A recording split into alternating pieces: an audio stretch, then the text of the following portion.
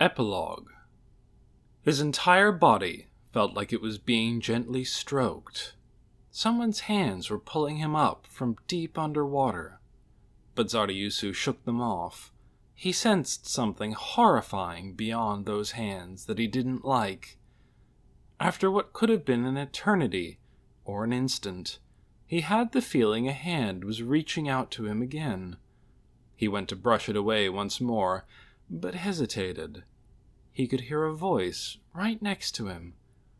The voice of the female he loved. He hesitated, and hesitated, and hesitated. After faltering and wavering in that world of uncertain time, Zaryusu finally, albeit reluctantly, took the hand. And all at once, he was pulled up, leaping into a white world. The overall weakness was awful. His body felt full of sludge. He was abnormally exhausted. No matter how hard he'd trained, he'd never felt as awful as this. He fought to open his heavy eyelids. Brilliant light poured into his eyes. Lizardman eyes automatically compensated for the amount of light, but they were still dazzled by sudden brightness. He blinked. "Zaryusu!" Someone hugged him tightly. "Grush?" He should have never heard her voice again, but there it was. He looked at her hugging him with eyes that had finally adjusted. It really was the female he loved, Krush Lulu. "Why? How in the world?" Zaryusu was assaulted by endless doubts and worries.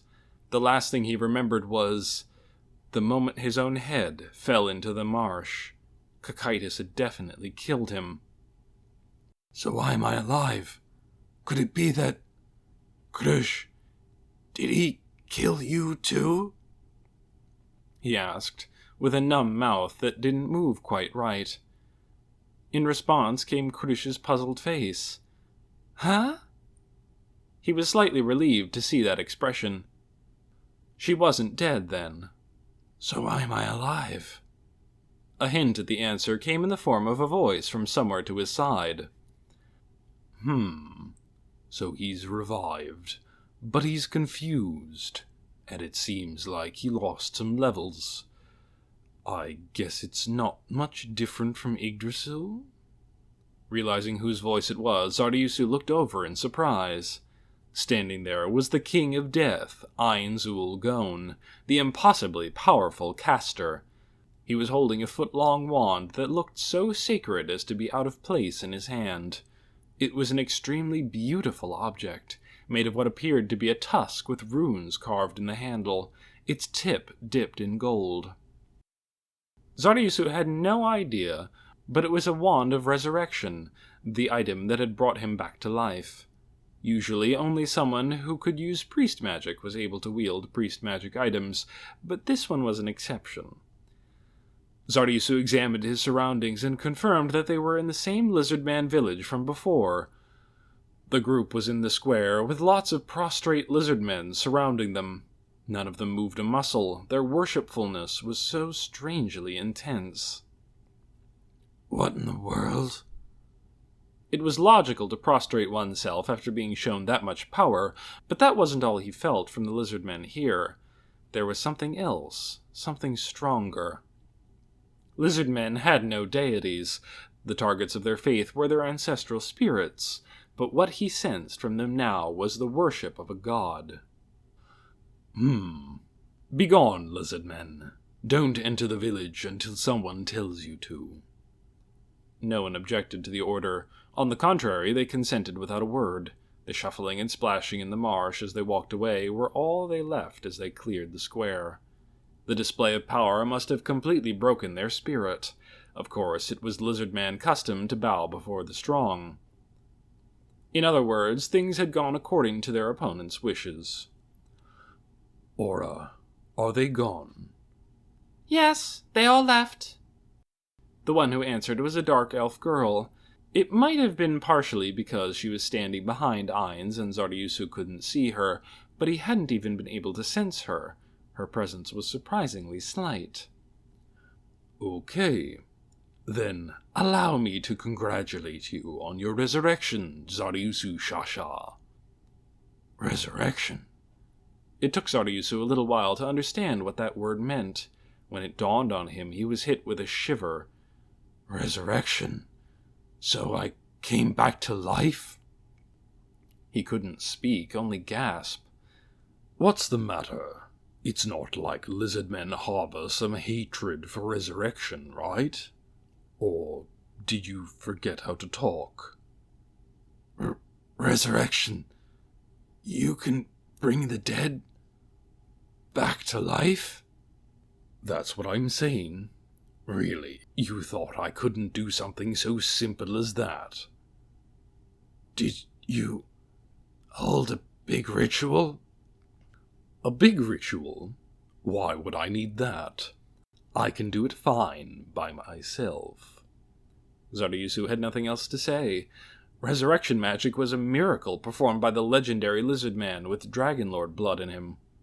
But here was a being who said he could do it by himself. A monster? No. A caster with immense power? No. Zaryusu had figured it out completely. Leading a mythical army attended by devils. In other words, the being before him was on par with a god. Zaryusu sat up, wobbling, and prostrated himself before Ainz. Krush hurriedly bowed in the same way. Great One. The being looking down at him seemed confused for a moment, but Zaryusu judged that to just be his imagination. I devote myself to you. Good. I'll make you a promise, on my honor, as Ainzul Gone. Allow the lizardmen to flourish. That's what you want? I promise. Anyone under my rule will flourish. I thank you. Well, your mouth still isn't working quite right, is it? If you rest a bit, you'll get back up to speed. Rest, for now. Later, there are a lot of things we have to decide. First, we need to make sure this village, now under my rule, has proper security. Well, please discuss it with Cocytus. Saying that, Ainz readied himself to leave, but Zaryusu had something he needed to ask first. It had to be now. Please, wait. What about Zanbel and my brother? Their corpses should be over there somewhere.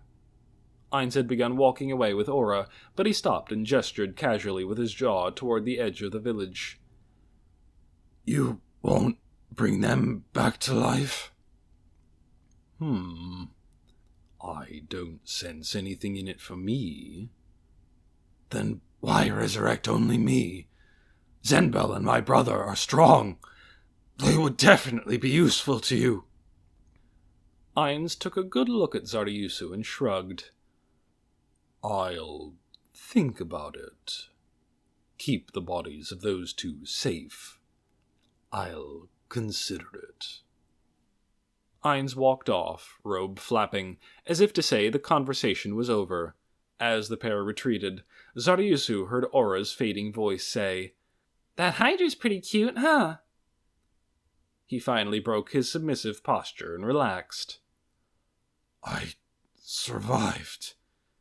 Or I guess I came back to life. He didn't know what kind of rule they were in for, but if they could prove themselves useful, he figured it couldn't be that bad. Krush, my brother. It's okay. Let's worry about it later. Right now, you need to rest and get back on your feet. Don't worry, I can carry you. Okay. Thanks. Zaryusu crumpled to one side and closed his eyes. The moment his lids fell, he was hit by a wave of sleep, like the deep sleep that awaited him after a day of straining his body beyond its limit. Sensing the gentle arms around him, Zaryusu sank back into darkness.